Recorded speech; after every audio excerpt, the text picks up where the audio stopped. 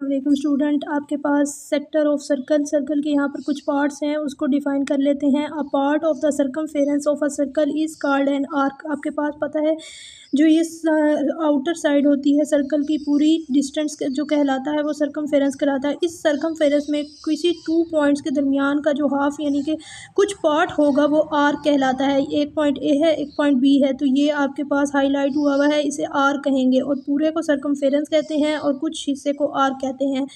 A part of the circle bounded by an arc and a chord is called segment of a circle। अगर कोई part circle का जो part है, हिस्सा है, अगर वो आर्क और कोड के दरमियान बंधा हुआ है यानी कि बना हुआ है तो वो सेगमेंट कहलाएगा। फॉर एग्जांपल यहाँ पर देखें, ये एक आपके पास कोड है जो 2 पॉइंट्स को टच कर रही है, सर्कमफेरेंस को सेंटर में से नहीं गुजर रही बल्कि 2 पॉइंट्स ऑफ सर्कमफेरेंस टच कर रही है। और ये आपके पास इतना सा हिस्सा आर्क है, इसके दरमियान का जो हिस्सा हाईलाइट हुआ हुआ है वो आपके पास क्या कहलाएगा? सेगमेंट कहलाएगा।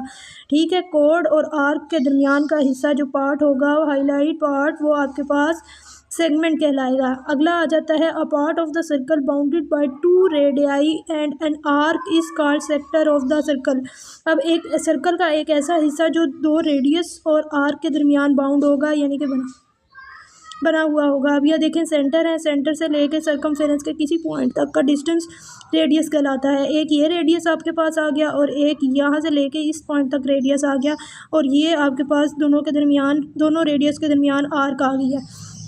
अब इसके दरमियान जो हाईलाइट हुआ है वो आपके पास सेक्टर कहलाएगा। ठीक है, 2 रेडियस और आर्क के दरमियान का हिस्सा आपके पास सेक्टर कहलाएगा और कोड और आर्क के दरमियान का हिस्सा सेगमेंट कहलाएगा। आई होप आपको समझ आ गई होगी। वीडियो अच्छी लगी हो तो लाइक एंड सब्सक्राइब। अल्लाह हाफिज़।